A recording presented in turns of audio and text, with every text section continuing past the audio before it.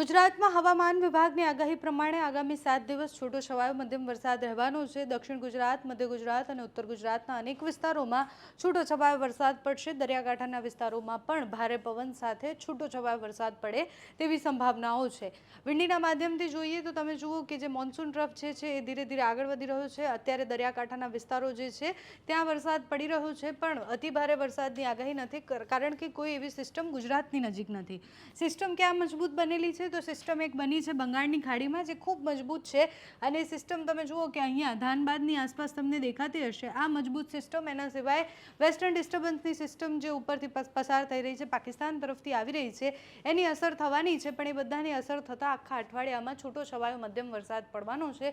ગુજરાત પર એની કોઈ સીધી અસર નથી। જે પાકિસ્તાન તરફથી સિસ્ટમ આવવાની છે ઉપરના તરફથી વેસ્ટર્ન ડિસ્ટર્બન્સ સિસ્ટમ, એના સિયર ઝોન ક્યાં સુધીના છે એ રાજસ્થાન તરફથી આગળ વધે છે તો પછી ગુજરાતના ઘણા બધા વિસ્તારોને અસર કરી શકે છે। આજની સ્થિતિ આપણે જોઈ કે આજના દિવસમાં મધ્યમ ભારે વરસાદ પડ્યો છે। અમુક વિસ્તારોમાં ભારે વરસાદ એટલે કે મધ્યમથી થોડો વધારે વરસાદ એ દક્ષિણ ગુજરાતમાં પડ્યો છે। બાકી ઉત્તર ગુજરાત અને અમુક વિસ્તારો બનાસકાંઠાની આસપાસના છે જ્યાં ભારે વરસાદ પડ્યો છે। બાકી ક્યાંય જ ભારે વરસાદની આગાહી નથી। અમદાવાદમાં વહેલી સવારથી જ કાળા ડિબાંગ વાદળો દેખાતા હતા, ત્યાં છૂટોછવાયો વરસાદ અમુક વિસ્તારોમાં પડ્યો છે। અતિથી અતિ ભારે વરસાદની કોઈ જ આગાહી નથી। જ્યાં પણ હવામાન વિભાગે એલર્ટ આપ્યું છે ત્યાં યલો એલર્ટ આપવામાં આવ્યું છે। અતિ ભારે નહીં, ભારે વરસાદ પડવાની સંભાવના છે।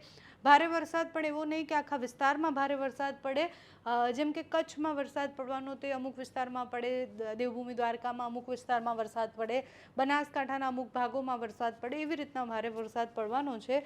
બાકી 16 તારીખ સુધી તમે જુઓ કે સિસ્ટમની આપણે જે વાત કરતા હતા એ અહીંયા ક્યાંક તમને દેખાતી હશે મધ્યપ્રદેશ પાસે આપણા ઉપરથી જે સિયર ઝોન પસાર થયો એ સિસ્ટમ ધીરે ધીરે અત્યારે મધ્યપ્રદેશ છે ત્યાંથી ધીરે ધીરે આગળ વધવાની છે। નેપાળ અને બાંગ્લાદેશ તરફે આગળ વધે એવી સંભાવના છે। હજી સુધી એનો ટ્રેક કઈ તરફનો છે એ નથી સમજાઈ રહ્યું, કારણ કે આ વખતે જેટલી પણ સિસ્ટમો બની એ ખૂબ અલગ, એટલે પહેલાં એવું હતું કે અહીંયા એક સિસ્ટમ બની છે, જેમ કે બંગાળની ખાડીમાં એક સિસ્ટમ બની છે તો એ મધ્યપ્રદેશ તરફ આગળ વધે, પણ આ વખતે એવું નથી થયું। બંગાળની ખાડીમાં સિસ્ટમ બની હોય તો એ બાંગ્લાદેશ તરફ પણ ગઈ છે, નેપાળ તરફ પણ ગઈ છે, અમુક વાર એ મહારાષ્ટ્રના ભાગો તરફ એટલે મહારાષ્ટ્ર તરફ ગઈ છે। એટલે આ વખતે સિસ્ટમના જે ટ્રેક છે એ પણ ખૂબ બદલાયા છે। અત્યારે તો બંગાળની ખાડીમાં એક ડિપ્રેશન જે છે એ ડિપ્રેશન બન્યું છે, ધીરે ધીરે એ આગળ વધી રહ્યું છે, એની અસરો થવાની છે।